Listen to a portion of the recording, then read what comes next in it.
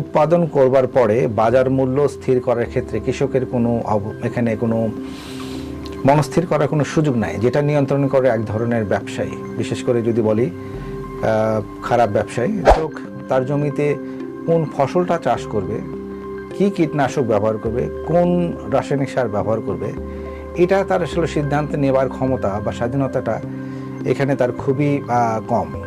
রংপুরে আলুগুলো বা বাঁধাকপিগুলো, মহাস্থানে বাঁধাকপির, পাবনায় দুধগুলো কৃষক রাস্তায় ফেলে দিয়ে প্রতিবাদ করছে, হ্যাঁ, তার উপযুক্ত মূল্য না পাওয়ার কারণে। স্বাগতম জানাচ্ছি ভিএসও বাংলাদেশের প্রজেক্টস ম্যানেজার ও আমাদের সবার প্রিয় মুখ মোহাম্মদ শফিকুর রহমান ভাইকে। আপনার কাছে যদি একটু জানতে চাই, দেশের কোন জেলায় বা কোন জায়গাগুলোতে আপনি এই যে জলবায়ুর যে পরিবর্তন হচ্ছে, এই পরিবর্তনটা সবচেয়ে বেশি লক্ষ্য করেছেন বা এর ক্ষতিগুলো কারা বেশি হচ্ছে? ধন্যবাদ আপু। কাজের সুবাদে আমরা north, south east, south West সব জায়গাতে যাওয়ার সুযোগ হয়েছে। আসলে ক্লাইমেট চেঞ্জের যে প্রত্যক্ষ এবং পরোক্ষ যে পরিবর্তনগুলো, বিশেষ করে নেতিবাচক পরিবর্তন, এটা সব জনেই আমার কাছে প্রকটভাবে এসছে। যদি আমরা সাউথ ইস্ট ওয়েস্টের কথা বলি, বিশেষ করে সাতক্ষীরা বা খুলনা বেলটা, এখানে স্যালিনিটির প্রভাবটা চরম। যেটা কৃষি বলি, মানুষের দৈনন্দিন জীবনযাত্রা বলি, দুটো জায়গাতে এক প্রত্যক্ষ এবং চরমভাবে সেটাকে প্রভাবিত করেছে, যার নেতিবাচক প্রভাব অনেক লম্বা। যদি আমরা নর্থের কথা বলি, বিশেষ করে রংপুর ডিভিশন, এখানে একটা পার্ট, বিশেষ করে বরেন রিজনকের কথা বলি আমরা, যদি দিনাজপুর, নওগাঁ হয়ে রাজশাহীর কথা, যেখানে পানির স্বল্পতা একটা নৈমিত্তিক বিষয়।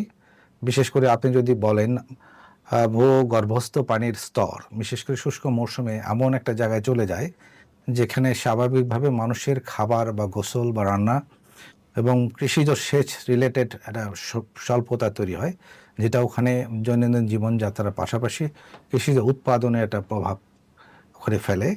আর যে সাউথ ইস্ট, স্পেশালি চট্টগ্রাম এবং কক্সবাজারের কথা বলি, এখানে যে স্যালিনিটি একটা সহজ, খুবই কমন বিষয়, কিন্তু বাড়তি যে বিষয়টি এখানে কক্সবাজার বা চিটাগং এলাকা বা শ্যামনগর, খুলনা বেল্টে প্রাকৃতিক দুর্যোগ, বিশেষ করে যে সাইক্লোন বলি আমরা, এইটার প্রবলতাটাও অনেক বেশি এবং এটার ক্ষয়ক্ষতির পরিমাণও অনেক বেশি। যেটা প্রত্যেকটা বিষয়কে আমার কাছে মনে হয়েছে জলবায়ু পরিবর্তনের অত্যন্ত শক্ত কিছু উদাহরণ আছে, যেটা প্রতিটা মুহূর্তে মানুষের জীবন, জীবিকা এবং সুস্থতার সাথে যুক্ত। জীবনযাত্রা ব্যাহত করে দিচ্ছে, স্বাভাবিক জীবনযাত্রা। কারেক্ট। এবং ঢাকায় যদি বলি, আমরা ঢাকাতেও জলবায়ু পরিবর্তনের প্রত্যক্ষ আছে, যেটা আমরা খুব সহজে বলবো যে পরিবেশ দূষণ, বিশেষ করে বায়ু দূষণ এবং টেম্পারেচার, যেটা অন্যান্য বিভাগ বা জেলা শহরের চাইতে এই দূষণের মাত্রাটা ঢাকায় বেশি। ঢাকায় শব্দ দূষণ যেমন বেশি, বায়ু দূষণ তার চেয়েও বেশি।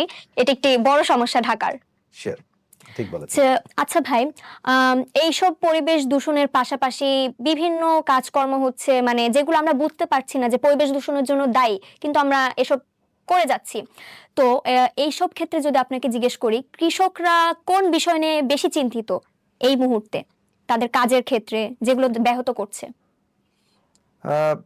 আমার মতামতটা একটু প্রচলিত মতামতের চাইতে একটু বাইরে আমি বলবো যে কৃষকদের নিজস্ব মত প্রকাশের জায়গাটা হলো খুবই স্বল্প। বিষয়টা এরকম যে কৃষক তার জমিতে কোন ফসলটা চাষ করবে, কি কীটনাশক ব্যবহার করবে, কোন রাসায়নিক সার ব্যবহার করবে, এটা তার আসলে সিদ্ধান্ত নেবার ক্ষমতা বা স্বাধীনতাটা এখানে তার খুবই কম। এই বিষয়গুলো সাধারণত ডমিনেটেড, অর্থাৎ তারা প্ররোচিত হয়ে থাকে, শব্দটা নেগেটিভ, কিন্তু প্রচণ্ড শক্ত রকমের প্রভাবিত হয়ে থাকে কখনো কখনো ব্যবসায়ীদের দ্বারা, কখনো কখনো কর্পোরেট দ্বারা, এবং সেই প্রভাবটাও কৃষকের উপর শক্ত, এবং কৃষক এই জায়গা থেকে সিদ্ধান্ত নেবার ক্ষমতা আমার অবজারভেশনে যদি বলেন, এটা নেই বললেই চলে। তাদের সেই ক্ষমতাটা নেই আছে, এছাড়া তাদের হচ্ছে পর্যাপ্ত জ্ঞানটাও নেই। তারা যে খুবই সুন্দর বলেছেন যে জ্ঞান বা দক্ষতার যে জায়গাটা, যদি আমরা দায়িত্বের কথা বলি, সরকারি কৃষি বিভাগ, বিশেষ করে কৃষি সম্প্রসারণ বিভাগ, যারা এই আইনগত জায়গা থেকে বা দক্ষতার জায়গা থেকে কৃষককে সহযোগিতা করার কথা, সেটা আসলে পর্যাপ্ত নয়, অনেকটা অপ্রতুল, যেটা কৃষককে অনেকটাই তারা ব্যবসায়ী বলি, বীজ ব্যবসায়ী বলি, সার ব্যবসায়ী বলি, কীটনাশক ব্যবসায়ী দ্বারা খুব খারাপভাবে প্রভাবিত, যেটা তার উৎপাদন খরচকে কয়েক গুণ বাড়িয়ে ফেলে। যে কারণে কৃষকরা উৎপাদন খরচ বাড়ার অর্থটা হলো তার কৃষিতে আগ্রহ, লাভ যদি না থাকে তার আগ্রহটা কমে যায় এবং অপর্যাপ্ত বা অপরিকল্পিতভাবে কীটনাশক সার এবং কীটনাশক ঔষধ ব্যবহার করার জন্য কীটনাশক এবং রাসায়নিক সার ব্যবহার করার ফলে যেটা হয়, প্রথমত সে অসুস্থ হয়, তৃতীয়ত মাটির স্বাস্থ্যটা হারিয়ে যায়, তৃতীয়ত পানির স্বাস্থ্যটা নষ্ট হয়ে যায়, যেটা ওই ব্যক্তি কৃষক হিসেবে ব্যক্তি ক্ষতিগ্রস্ত প্লাস পরিবেশের ক্ষতিগ্রস্ত মাত্রাটা দীর্ঘমেয়াদী এবং ব্যাপক। তাদের যে লাভটা তো বলা যায় দুঃস্বপ্ন। তো এক্ষেত্রে আমরা কিভাবে এগিয়ে আসতে পারি? কেননা হচ্ছে দিন দিন খাদ্যের মাত্রা, আমরা যে পরিমাণ খাদ্য উৎপাদন করছি তার চেয়ে জনগণ বেড়ে যাচ্ছে, বা খাদ্য হচ্ছে মানে ওভাবে আমরা কোপ আপ করে উঠতে পারছি না। তো এই পরিস্থিতি সামলে ওঠার জন্য দেখা যাচ্ছে দ্রব্যমূল্য মাত্রাতিরিক্ত হারে বেড়ে যাচ্ছে। তো এক্ষেত্রে কৃষকরা কিভাবে উপকৃত হতে পারে, মানে কৃষকদের জন্য আমরা কি করতে পারি যাতে তারা ক্ষতির সম্মুখীন না হয়ে, তাদের জন্য আমরা কিভাবে এগিয়ে আসতে পারি? আপনি সুন্দরভাবে বলেছেন। দুটো বিষয় হলো যে আপনি একটা বলেছেন কৃষকদের লাভের প্রশ্ন। হ্যাঁ, লাভ বিষয়টা এরকম, যদি উৎপাদনের জন্য বিনিয়োগটা বেশি হয়ে যায় এবং উৎপাদিত ফসলের দাম কম পান, সেক্ষেত্রে লাভ হওয়ার প্রশ্নটা আসলে দুঃস্বপ্ন, যেটা বলেছেন খুবই সুন্দর। কিন্তু উৎপাদনের যে বিনিয়োগটা হচ্ছে সেটা প্রয়োজন কিনা, যেটা কৃষকের কাছে অনেক রকমের একটা গেম এখানে চলে, যেটাকে আমরা বলি কর্পোরেট গেম, যেটার কারণে কৃষক অনেকটাই অসহায়। আর বাজার যদি বলেন, উৎপাদন করবার পরে বাজার মূল্য স্থির করার ক্ষেত্রে কৃষকের কোনো এখানে কোনো মনস্থির করার কোনো সুযোগ নাই, যেটা নিয়ন্ত্রণ করে এক ধরনের ব্যবসায়ী, বিশেষ করে যদি বলি খারাপ ব্যবসায়ী, যারা কৃষকের কাছে চেষ্টা করে যত কম মূল্যে ম্যানিপুলেটেড প্রাইসে যারা কিনবে এবং সেটাকে ম্যানিপুলেটেড ওয়েকে তারা সিন্ডিকেট করে, সিন্ডিকেট শব্দটা এক্ষেত্রে চলে আসে এবং তারা সেই সব পণ্যের দাম কয়েক গুণ বাড়ায় এবং সেটা একটা শক্ত একটা চেইনের মাধ্যমে তারা নিয়ন্ত্রণ করার চেষ্টা করে। আর খুব সহজভাবে আমরা যদি বলি, আপনি উদাহরণগুলো, একটা সময় আপনারা দেখেছেন যে রংপুরে আলুগুলো বা বাঁধাকপিগুলো, মহাস্থানে বাঁধাকপির, পাবনায় দুধগুলো কৃষক রাস্তায় ফেলে দিয়ে প্রতিবাদ করছে তার উপযুক্ত মূল্য না পাওয়ার কারণে। কিন্তু কখনোই আপনি দেখবেন যে পণ্যগুলো ওখানে ফেলে দেওয়া হচ্ছে যথাযথ মূল্যের না পাওয়ার কারণে, সে মূল্যের বাজার মূল্য আরবান এলাকায়, বিশেষ করে সিটি কর্পোরেশন বা পৌরসভা এলাকায় কয়েক গুণ বেশি। সেখানে কৃষকের ক্ষতিগ্রস্ততার বিষয়টা এই আরবান টাউনগুলোতে কোনোভাবে স্পর্শ করে না, যেটা আমাদের জন্য সবচেয়ে খারাপ বিষয়। যদি বলি আমরা ভ্যালু চেইনের বিষয়টা, যে বাজার নিয়ন্ত্রণের জন্য কৃষক উৎপাদক এবং হলো ভোক্তার মধ্যে একটা সহনীয় সামঞ্জস্য বা সহনীয় অবস্থান থাকবে, সেটার ক্ষেত্রে মিডলম্যানদের ইতিবাচকের চাইতে নেতিবাচক প্রভাব এতটাই বেশি, যেটা কৃষকের কৃষি তার পেশা হিসেবে নেবার ক্ষেত্রে, লাভবান করার ক্ষেত্রে খুবই ক্ষীণ সম্ভাবনা রয়েছে। এক্ষেত্রে ভোক্তারাও যেমন হচ্ছে বেশি দাম দিয়ে কিনছে, অপরদিকে কৃষকরাও তাদের প্রাপ্য মূল্য পাচ্ছে না। তো সমস্যাটা কোথায়? সমস্যাটা হচ্ছে মিডলে, যেটা বললেন সিন্ডিকেট। আমরা যদি সিন্ডিকেট ব্যবস্থাটাকে ভেঙে ফেলতে না পারি, তাহলে আসলে কৃষকদের প্রাপ্য মূল্যও দিতে পারবো না, আর আমাদের কোনো কিছুই করার নেই। তো শুধু সিন্ডিকেট, আমি এখানে একটু যোগ করতে চাই, যেটা আমাদের একটা প্র্যাকটিস দিয়ে সিন্ডিকেট বলবো সেটা নয়, উৎপাদন খরচ বেশি কেন, এটা নিয়ে আসলে কেউ কাজ করে না। যেটা হলো যে মাটিতে থেকে উৎপাদন করার জন্য যে পরিমাণ রাসায়নিক সার বা কীটনাশক প্রয়োগ করা হচ্ছে, এর যথাযথতা নিয়ে আসলে কোনো কৃষি সম্পন্ন বিষয়ের কোনো উদ্যোগ নেই। তার মানে হলো এখানে এক ধরনের অসাধু ব্যবসায়ী বা কর্পোরেট এটাকে শুধুমাত্র ইনজেক্ট করার মাধ্যমে তাদের প্রফিট নিশ্চিত করতেছেন এবং কৃষকের উৎপাদন খরচ বাড়তেছে এবং দাম কম পাচ্ছেন। এই দুটো ডাইনামিক্সই আসছে।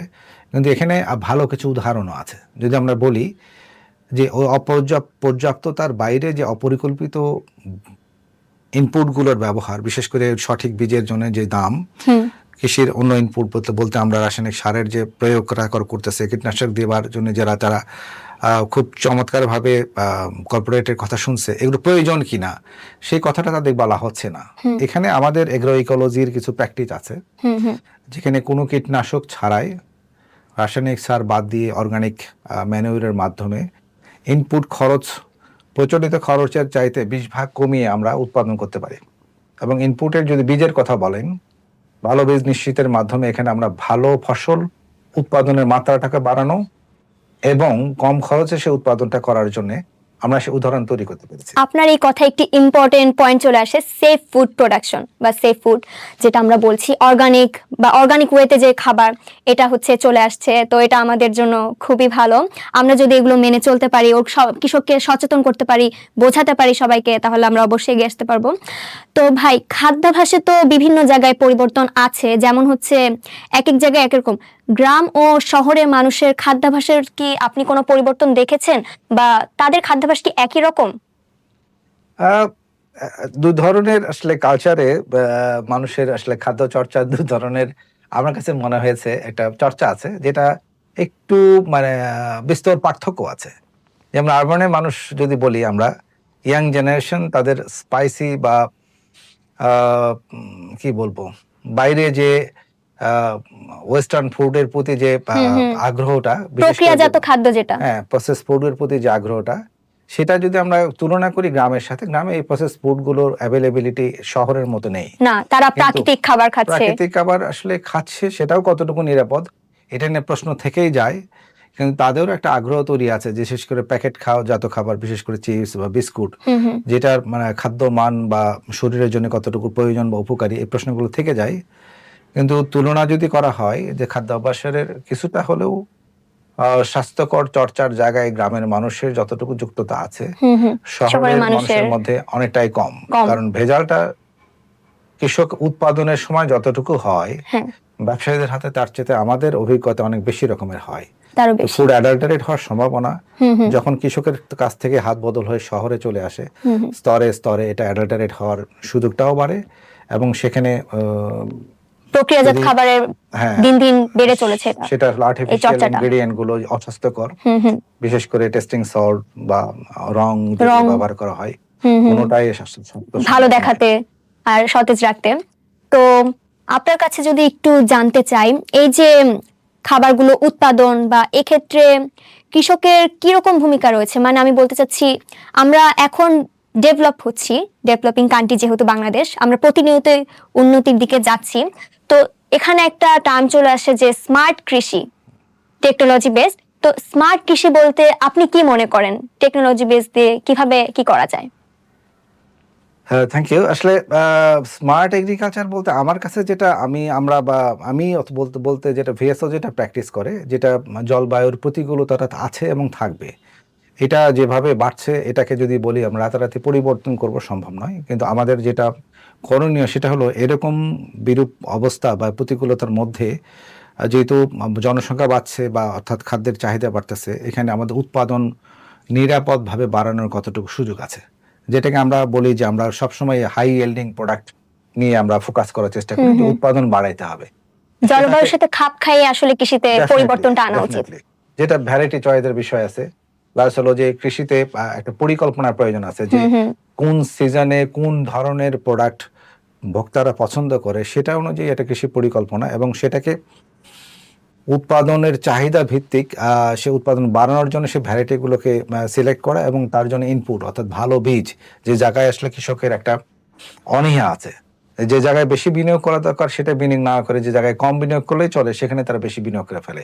অপরিকল্পিত অবস্থাটা তাদের মধ্যে কাজ করে। আমাদের যদি উদাহরণ বলি, যে কৃষিকে আসলে আর ট্রেডিশন হিসেবে দেখবার সুযোগ নাই। হুম হুম। নিরাপদ কৃষিকে যদি এন্টারপ্রেনারশিপ হিসেবে তৈরি করা হয়, যেন আমাদের গত বছরের অর্থনীতির চালিকা শক্তি হিসেবেই দেখতে হবে। একটা কৃষি যদি এন্টারপ্রেনারশিপ এরকম হয় যে ইয়াং যদি মনে করে, একটা ছেলে ১ বছরের ২০ ডেসিমেল জায়গার মধ্যে ক্যাপসিকাম তৈরি করে সে ১.৫ লক্ষ টাকা প্রফিট করতে পারে, হুম হুম। ১০ ডেসিমেলের জায়গায় ১ লক্ষ টাকা ধনিয়ার পাতা বিক্রি করতে পারে, বা এই ২০ ডেসিমেল জায়গায় পেঁপে চারা তৈরি করে সে ১,২০,০০০ টাকা পেঁপে বিক্রি করতে পারে, বা একটা টমেটো গাছে ১৫ কেজি টমেটো তৈরি করা সম্ভব। এটা তাকে একটা নতুন দিগন্ত উন্মোচনের মতোই, যে তাকে পড়াশোনা করার পরে কোনো ডেস্ক বেস জব করতে হবে, কৃষিতে হুম তার হুম হুম। সম্ভাবনা নেই, ডেফিনেটলি নট। না, আছে, কিন্তু সেই আমাদের এটা কথাটা, এদিকে এগোতে হবে, আমাদের ভাবতে হবে। But we have the example. আমাদের সে উদাহরণটা আমরা তৈরি করার চেষ্টা করেছি। নারীদেরকে আমরা মাঠে নিয়ে আসছি যে তারা ভালো কৃষির কাজ করে প্রুভ করতে পারে যে কৃষি আসলে লাভজনক পেশা। ইউথদেরকে নিয়ে আসছি একটা পরিবর্তনের সহায়ক জায়গায় ভূমিকা রাখার জন্য। তারা যদি লোকালি তার স্বপ্ন পূরণ করার জন্য এগ্রিকালচারের মাধ্যমেই সেটা পূরণ করার সুযোগ তৈরি করার যে সম্ভাবনা বা সুযোগ আছে সেটা কাজে লাগাতে পারে, সে আসলে এন্টারপ্রেনারশিপের বাইরে জব খুঁজবে না।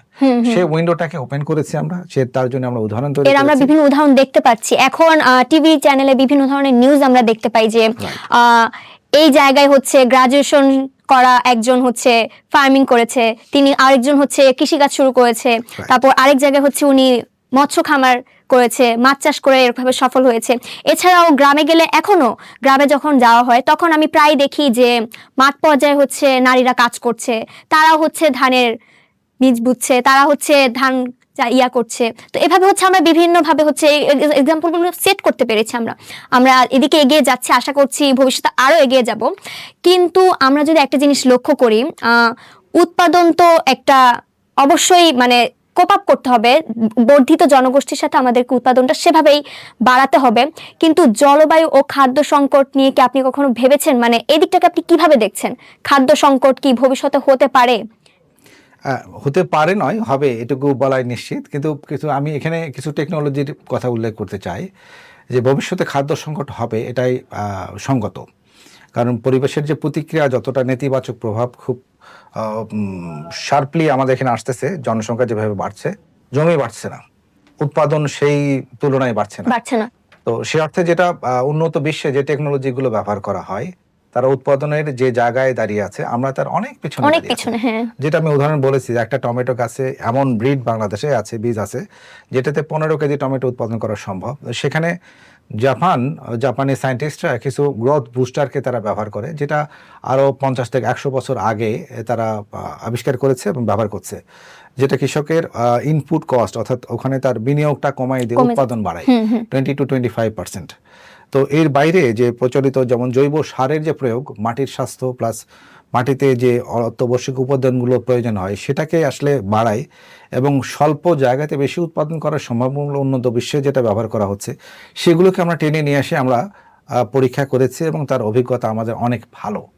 যে কৌশলগত জায়গা এবং টেকনোলজি বেসড সলিউশন খুঁজতে হবে আমাদের আসলে, যেটা আমাদের ইনপুট অর্থাৎ বিনিয়োগের জায়গায় আমাদের সহায়ক একটা অবস্থায় নেবে, উৎপাদন বাড়বে এবং কৃষকের লাভের পরিমাণ বাড়বে।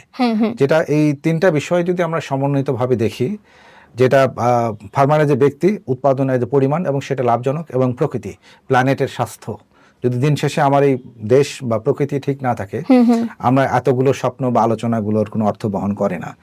আর আসলে কৃষকের যদি লাভই না থাকে, কৃষকরা যদি ন্যায্য মূল্যই না পায়, তাহলে তারা অন্য জীবিকার দিকে অগ্রসর হওয়ার চেষ্টা করবে। ভবিষ্যতে কৃষিটাকে টিকিয়ে রাখা খুবই কঠিন হবে বলে আমি মনে করছি এক্ষেত্রে।